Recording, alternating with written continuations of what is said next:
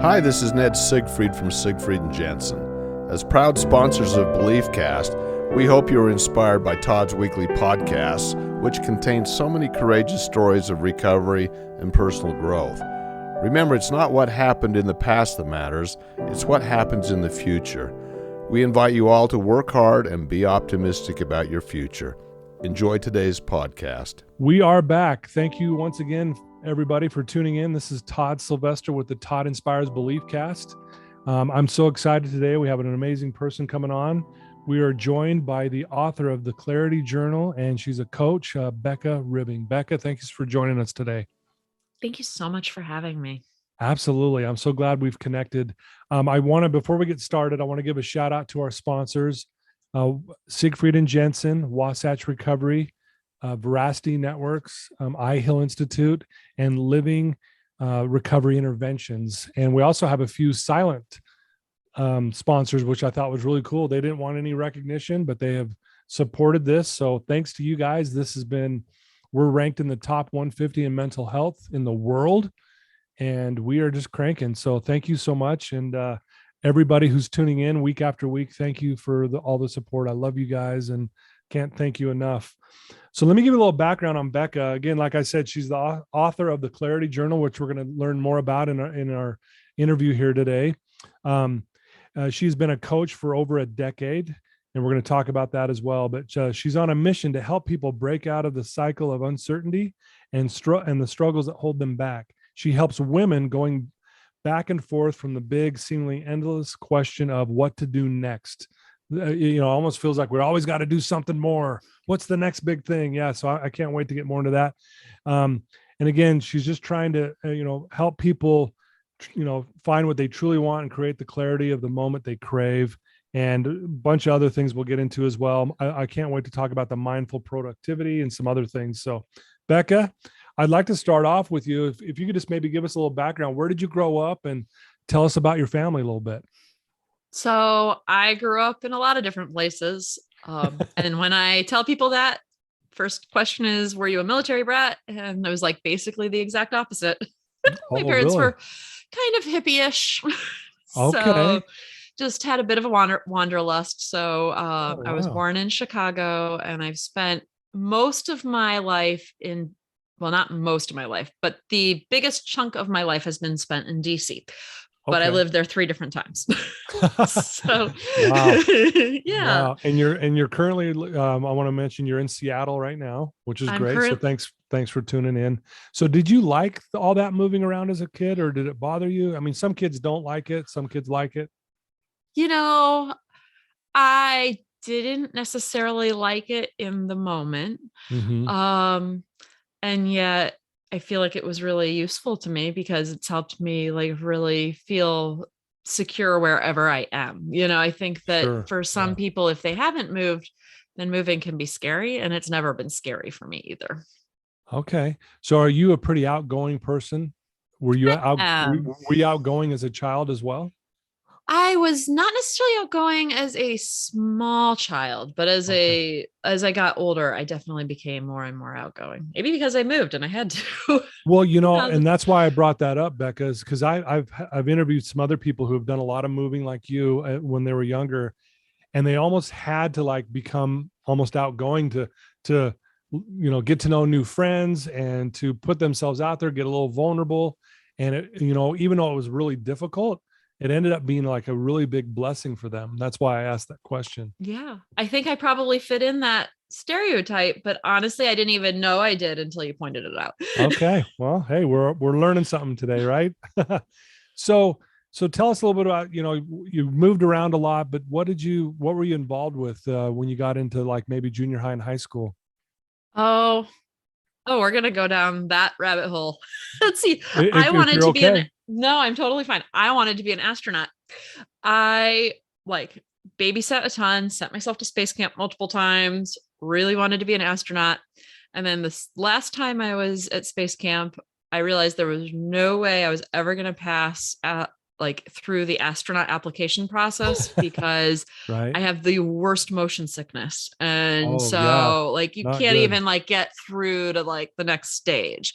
So I threw that plan out. And at the same time, I was then all of a sudden I was like, well, I don't need all these science classes. I'd already taken so many science classes that I didn't need them to graduate or anything. So I started taking a bunch of really cool classes. Like I took a poli sci class in high school. I took a couple like contemporary history of various regions. I took a psychology class. And so when I went to college, I actually ended up majoring in foreign economic policy. Interesting. A complete shift. Yeah. Wow. And then I did what we all do. I graduated college and realized that's not what I wanted to do either. Yeah, that happens pretty often, right? Yep, it does. And so it was really funny because I was in that period of time trying to figure out what I wanted to do. And I really threw myself into it. I read all the books. I did my Myers-Briggs type. I figured out what my Enneagram type was. Like I really took all of the assessments and also just read all of the books. And at the same time, my friends were all going through that exact same thing. You know, you graduate college, you think you know everything. Yeah. And you're like, oh no, that's not what I wanted. Or in your 20s, a lot of times it's more like I keep getting pigeonholed. How do I move to a better position? And so I started helping all my friends through this transition and realized I was really good at coaching. And that's how I ended up being a coach. Wow. So what kind of coach are you? Like explain like what is your kind of like your modality and what's your typical client? So I really like helping people figure out what they want to do with their lives. And when I say that, then I'm realizing, you know what? I like helping people figure out what they want to do for the next 3 years. Everyone is always growing and changing. Yeah. But I usually help people get out of difficult spots. So it's either their career has taken a wrong turn and they want to move into something else, or they're not sure whether they want to move into something else. I really help them through that process and feel stronger about it. And then also help them like really implement it. Because when you're dealing with like a industry shift or a career shift, the language that you're so used to speaking in, you need to be able to shift that completely. So professionally, that's really like what in my coaching practice, that is predominantly the people I'm working with. Yeah. It's interesting how it just kind of happened. You learned that you love helping your friends and helping them find some clarity and where they're headed and that kind of thing. So with that said, tell us the inspiration around the Clarity Journal and maybe explain to our listeners what that actually is. So I will explain it by telling my story of it. Please. It kind of explains it well. Yeah. I was at another shift in my life. I had just had my second child and, the cute little bugaboo had the worst ear infections. And so for the first year and a half of his life, it was really difficult. Oh, he didn't like being put down. He was in pain. And so I really did what everyone does when they're in the middle of chaos. And, I let go of a lot of things, just trying to keep my head above water. And so that was fine for that period of time. But when I got back into life, when I was able to like work full time again, when, I was just feeling better because my son was feeling better. Yeah. It's really funny when that shift happens because a lot of times you start feeling stuck. You were stuck the whole time. But when things start getting better, you realize things aren't quite right, but you're not necessarily completely sure what you should be doing next. And so I hit that point and I was going back and forth with a friend of mine about where I should move from there. Like I was still coaching, but I had really let go of a lot. And like, how did I want it to look in the future? And as I was talking to my friend, she's lovely, wonderful, but she really stopped me and said, Becca, you're a coach. How would you help someone through this? Because you do this every day. Yeah. I laughed I wanted to kill her. Yeah, right. Yeah. And I got off the call really quickly and I wrote down every question I could think of that I had used to help my clients move forward, like things that helped them get out of their ruts. Okay. And because when we are stuck, we often are in a rut of thinking, like we aren't looking at the problem from outside ourselves. We're usually telling ourselves the same things and asking ourselves the same questions over and over again, or we're avoiding it. Yeah. And so I wrote down, I think the first day I wrote down 30 questions that I had thought of, and I started going and writing them down, like actually doing them for myself. And as I was doing them for myself, I realized how powerful it was just to get out of my own head and have those questions presented. Yeah. And I realized I was really onto something. And so it took me a while longer to actually get it out in book format. But as I refined it, and honestly, as I edited it, because every time I edited this book, I ended up going back through and doing the questions yet again for myself, or at least the ones that spoke to me. And I think that having those questions are just so powerful because you have the aha moments that you've really been craving, but you didn't even know that you needed to get outside your own head for. Right. Wow. That's awesome. It's, again, I'm always amazed how things come to pass. Like, just a simple, client of yours or a friend was asking you, how would you do this? You're the coach, Right. Like, and oh yeah. Yeah. So when did you realize that you were going to maybe create this journal and actually publish it and all that? Probably a couple of weeks later after, Okay. because the thing that it had actually reminded me of myself is that before my son was born, I always had a blog. I always had some sort of writing project that I was working on. Yeah. And, he was still young enough. And I also had another kid, my older kid. I still wasn't quite ready to commit to to a blog, but I was like, I could do a journal. So it really helped me get back into feeling the space I had to really be creative again. And I think that a lot of us do this at various points of our lives. We lose whatever creative juice that we had or our passion projects. And sometimes we just need permission to go back to them. Yeah. Well, and I know one of the questions you look at and you help your clients is, understanding like, why does school not prepare us for the real world? I mean, you've done some schooling, obviously, but you're obviously living life outside of that in the real world, we would say. Why do you think school doesn't prepare us for that? I think school doesn't prepare us for that because it is too focused on managing the herd. I think that if you think back, I don't know whether you have kids. I have 4 kids. So you'll probably I find myself doing this with my children. Even though I catch myself, I'm sure your parents did this. If you had a report card with 3 A's and a C, the thing that your parents, your teachers are going to focus on is that C, and usually the message is going to be some form of, you need to try harder. And that's ignoring the fact that, they got A's in all of these other classes or B's or whatever. Why is it they need to try harder? Why aren't I teaching differently? Or why isn't the teacher approaching this in a different way? Wow. And I think that we really get stuck on feeling like we need to be a perfectionist in everything and focusing on that one thing we didn't do well. Whereas, that one thing you didn't do well, really, if you didn't do well in math, there's a basic level of math you need to be a functioning adult. Sure. Exactly. Right. But quite frankly, even if you didn't hit that, and you really embraced your talents in other ways and hired a CPA, it wouldn't be the end of the world. Exactly. And I think that then we carry on that lesson throughout our adulthood, because, if you're looking at the other person's paper, you're cheating.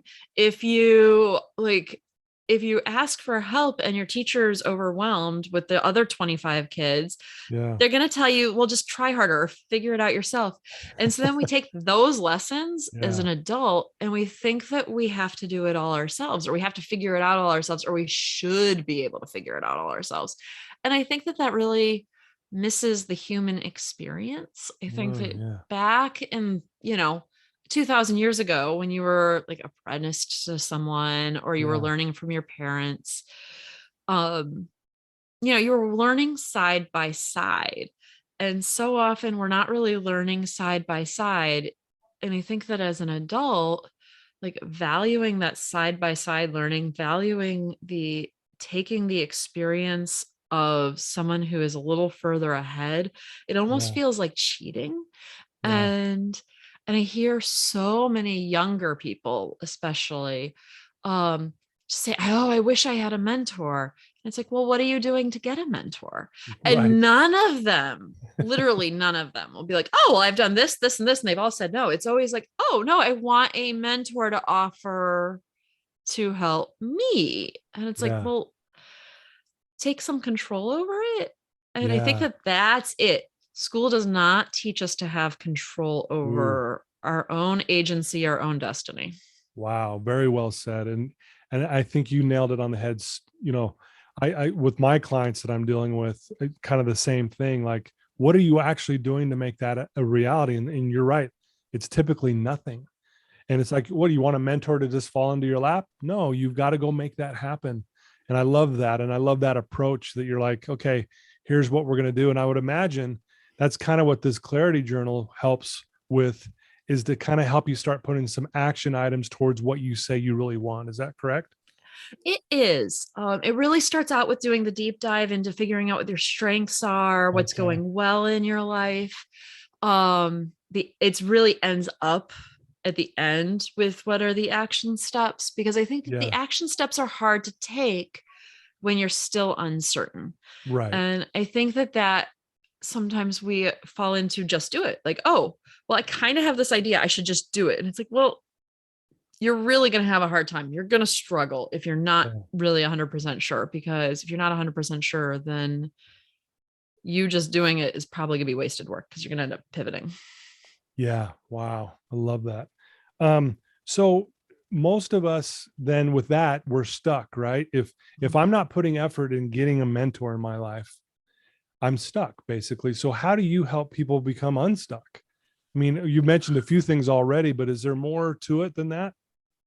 I think it's really recognizing that you can fill up your time with anything. I often will talk about like the cell phone. It's addictive. Like, we don't ever need to sit with our thoughts the way we did even 50 years ago. 50 years ago, if you were sitting in line at a grocery store, you were just sitting in line in a grocery store. You weren't like scrolling through Instagram or like responding to the latest ridiculous tweet. Right. Yeah.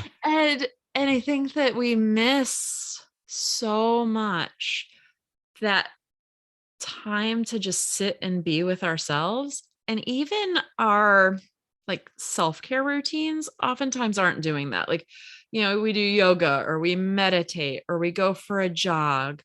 But all of those things, like usually people that are going for a jog have headphones on. When you're meditating, you're actively trying to not be thinking, Right. Yeah. And so to actually spend time with yourself in whatever way, one of the reasons why I love the Clarity Journal is because, and this is going to sound really silly, but I remember in like drug prevention class in high school, one of the teachers mentioning that if you are trying to quit smoking, that you should always like have a pen or something to fidget with in your hand, because it'll keep you from wanting to pick up the cigarette. You're just used to having the habit of something in your hand. Well, I think there is a huge analog with our phones. We just literally always have them in our hands. So the nice thing about journaling is that you have the pencil in your hand, you have the book in front of you, and you're actually physically writing. And I think that helps curb that compulsive, oh, I'm Yeah. stuck for 30 seconds. I'm going to pick up my phone and distract myself. Ooh. Now that is a big issue, don't you think? I mean, do you see that with your clients that the phone becomes this, I feel uncomfortable, so I'm grabbing the phone, Yeah, right? I'm a late millennial. I mean, I see it in myself. Yeah, I'm guilty of it too. It's like, hi, my name is Becca. I've But had a cell phone for 20 years. yeah, exactly. Well, and I think you touch a really sensitive point right now. And I had a this 8th grade girl I'm working with. She's in 8th grade, and I asked her, how much time do you spend on social media every day? And she took a guess. She was like, maybe an hour and a half. And I go, do you want to look? She goes, sure. So she pulls it up, eyes get really big, and I go, what does it say? She says 7.5 hours a day. It's a full-time job. And so I think you touch a really good and important point. So elaborate more on that, and maybe what we could do to be better in that. So I think that, it's going to be a struggle, right? Like 7.5 hours a day. When you started telling that story, I was like, oh, it's going to be high. Yeah. And I don't want to do that same experiment for myself right now. So please don't look. But I think that part of it is actually, really embracing like kind of the essence of mindfulness. Like to me, the essence of mindfulness is actually noticing what's going on at any given moment. And even if you don't feel strong enough to change that right now, even noticing it, even at the act of looking up and finding out that you've had 7.5 hours on social media, as long as you don't push it away, what ends up happening is you tell that girl that, and if she has a shame response or, if she feels bad about it, she might push that knowledge away and try to ignore it long term. But like being able to like kind of get yourself gradually more able to sit with that discomfort and not just try to ignore it. I think that because we have the phone, it's so easy to ignore all of our problems, both big and small, until they blow up in our face. Right. Yeah. Well, and would you agree that we learn the most in those difficult times, in those uncomfortable moments? Don't you think? I think so. I really do.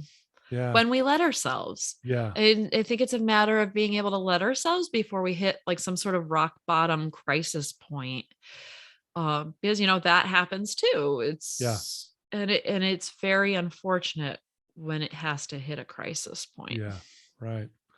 Well, I know you do a lot of coaching with women specifically, and you're really helping them. A lot of these women have children, right?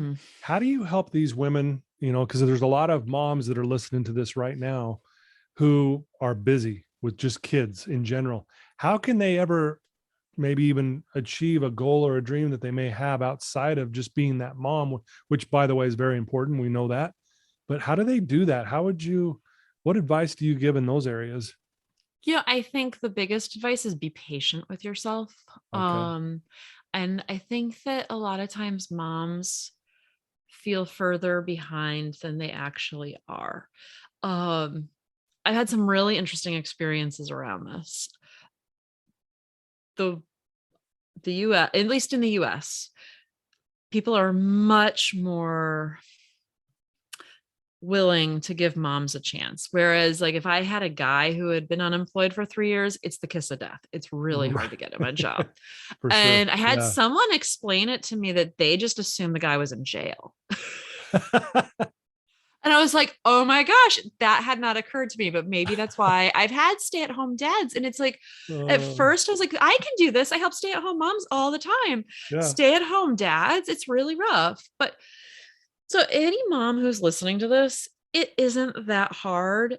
And what you really want to do is just start small. Like, assuming that you're not in a crisis situation, like getting divorced or something, just really kind of just start focusing more on what you want and really allowing yourself to even think about that. Because I think for moms, they're so overloaded. They have so much emotional labor from all of the kids stuff. Even as the kids get older, there's still just a lot going on. It's really easy to put yourself last. But that ends up being really sad, because then I'll get women who are like in their late 50s or early 60s and just getting started trying to figure out what they want for their life. And if you're just doing the work of like really paying attention to what you want, then, maybe you take a freelance gig. Maybe you do something like do a part-time job. It's really easy to go from a part-time job to a full-time job. I mean, especially right now. Right. Yeah, But that's true. but even before, like, it's not, you don't have to be Wonder Woman. You don't have to be Superwoman. You just have to like be aware that you have to stay on the path moving forward, whatever that looks like to you right now. Yeah. And it can be small. It really can. Mm-hmm. Yeah, I love that. Great advice. That's wonderful. So what, obviously you've got this clarity journal that you're doing, you're coaching people. What does a day look like for you though? Like, what do you do in a day, and what do you do to kind of keep yourself centered and in the moment? Well, I do meditate most Okay. days. Not every day. But I am a big believer in meditating for however long it feels good to you. Yeah. I learned how to meditate when I was 12, Okay. and I learned from a 13-year-old girl. I was Oh, living wow. I was living in New Jersey, and this Californian girl came and stayed with an aunt, I think, in my neighborhood, and we ended up hanging out for a week or two.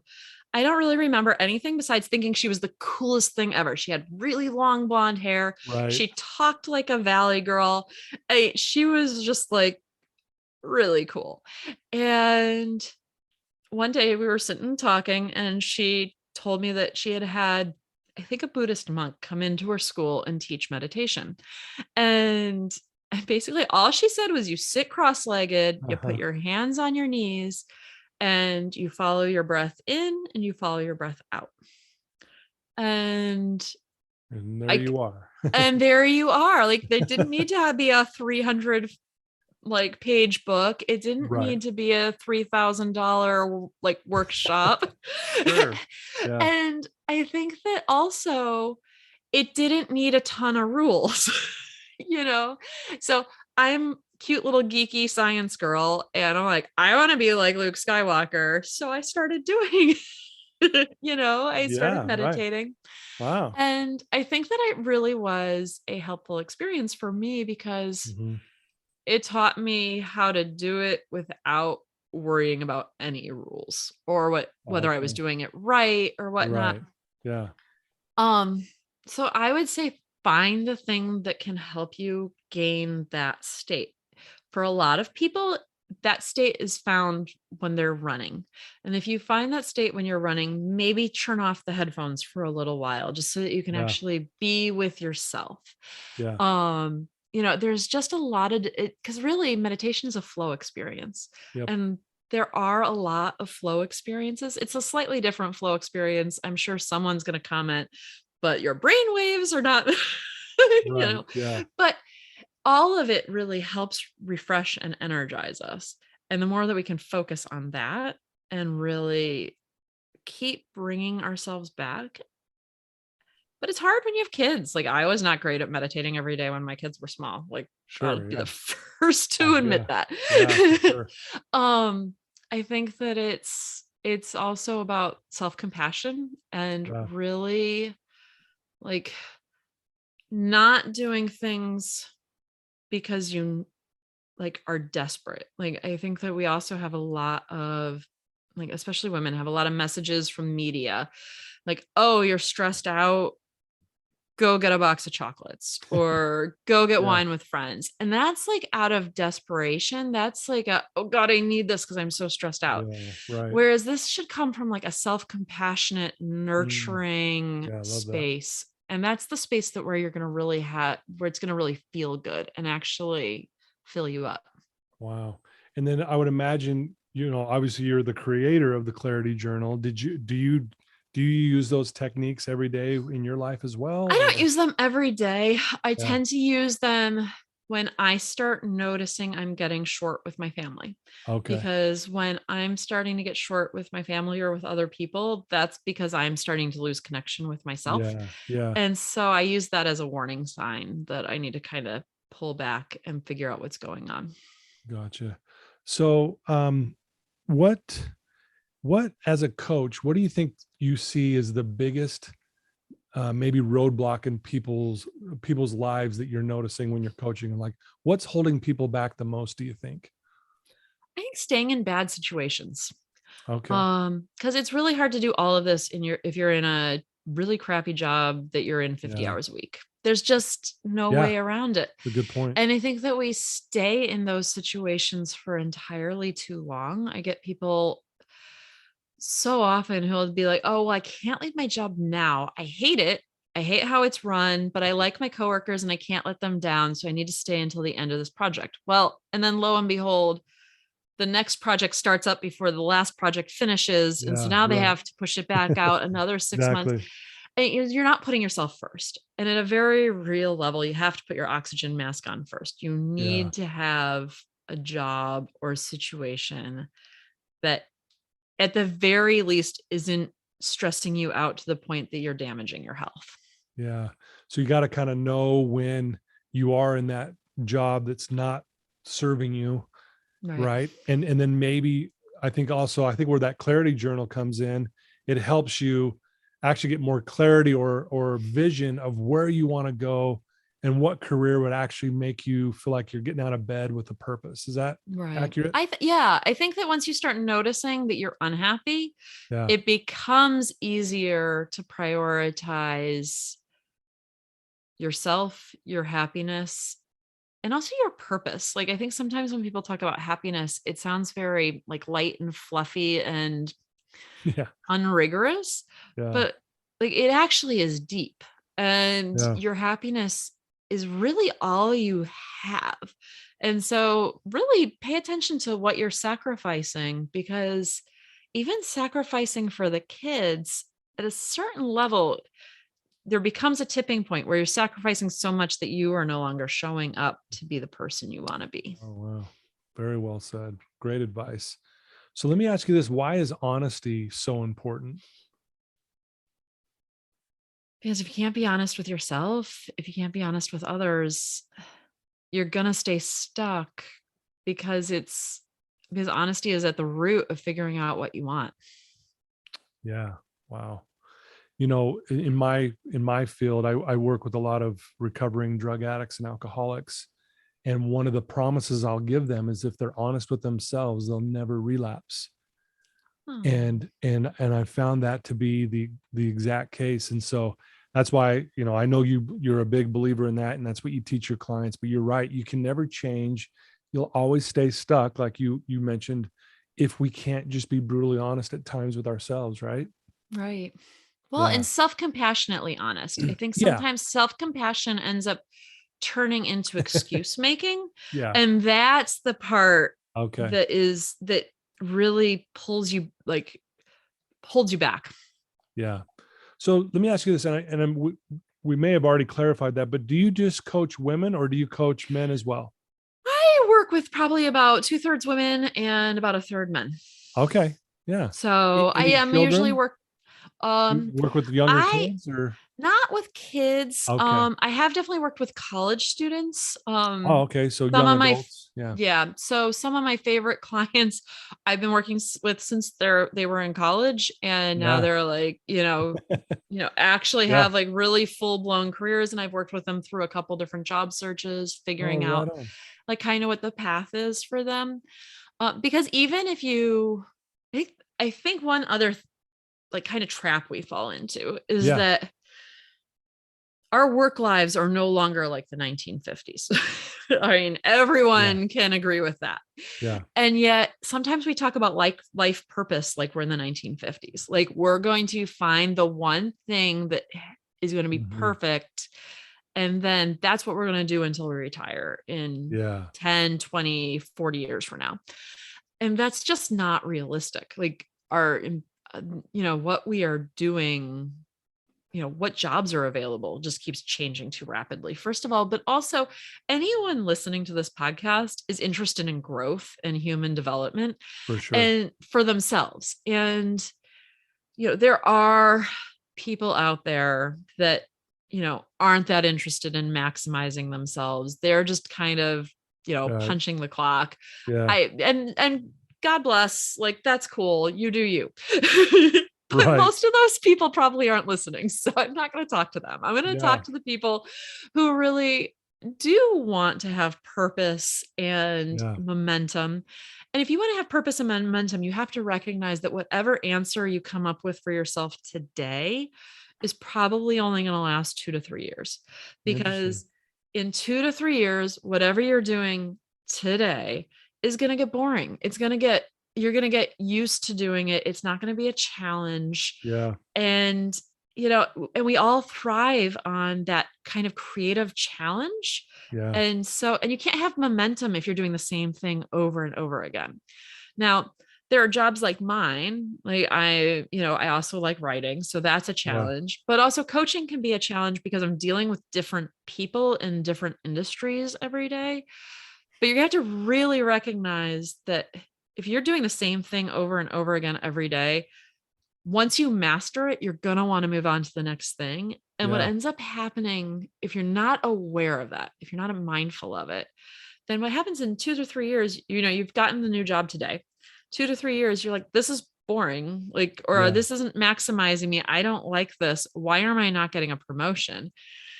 And you personalize so much that your boss hasn't promoted you, or your boss's boss hasn't promoted you. Right. And you stay too long. And it's just like, no, you know what? I need a creative challenge and I need growth. And this company just at this point can't give me the growth I need. That's not because they don't value me. That's because that's not what their business is. Their business isn't maximizing you. Their business is maximizing their profits. Yeah. Right. Yeah. Or if they're a nonprofit, like their business is helping other people or whatever, but their business isn't to self-actualize their employees. Gotcha. And I think it's really important to recognize that doesn't have to be personal. And the longer you stay in a situation, once you've hit that tipping point, the more upset you're going to be about it. But also, like, it's easy to fix it. You don't actually need to stay in there. Gotcha. Very well said. You mentioned that you love writing. Do you have any plans for another book or? Yeah, I'm in the middle of writing my next book. Nice. It's called Mindful Procrastination.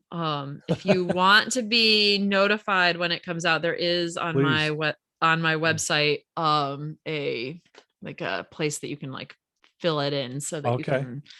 Yeah. I love that. Yeah, but and that's really all about kind of like, I think that when we start talking about procrastination, a lot of times we beat ourselves up instead of really allowing mindfulness to really shine the light on why you're procrastinating in the first place and help yourself like develop ways of moving through that aren't reflexively built on shame or on negative self-talk. Wow. Beautiful. I can't wait to have our listeners check out this new book coming out. Any other big plans you may have that you could share with us, or you just focusing on writing books? Yeah. Writing books and making sure my kids stay alive. Well, those are very important things for sure. I want to ask you this. If there's someone listening to you right now, Becca, who is stuck, you've already given us some great advice already, but if there's one person listening to your voice at this very moment, what would you tell them, that one person who's struggling? What could you tell them right now? You deserve clarity. Ooh, I like that. Yeah. I mean, that's a mic drop right there. And I think that sometimes we don't really recognize that we actually deserve this and it's our right to find it. Wow. That's beautiful. I love it. Well, if people want to reach out to you, Becca, and they want to maybe use you as a coach, or if they want to get, they want to learn more about you and then maybe find out how to get the Clarity Journal. And then obviously when your new book comes out, to be on that list when it comes out, what's the best way for them to do that? So you can find the Clarity Journal on Amazon, and you can reach me at beccaribbing.com. So it's BECCARIBBING, and I'm sure it'll be in the show notes. Yep, absolutely. We'll put all of that, all your links in the show notes, and and that. But, again, I'm really impressed with what you're doing. I love how your own challenges growing up have led to you actually not only resolve them in your own life, but now you're helping others around you. And I just really am impressed with what you do and how you live your life. It's really fun to get to know you a little bit better here. Thank you so much for having me. Yeah, so awesome to have you on the show. Well, guys, thank you for tuning in once again. I told you this was going to be great. Becca Ribbing, please check her out. Like I said, we'll have all her links in her show notes. I love what she just said there at the very end. And when she said it, I'm like, man, I need to say that to myself too. We all deserve clarity. And the Clarity Journal, she's the author of that. Please check it out. Again, thanks for tuning in, guys. And Becca, one last time, thank you so much for being here with us today.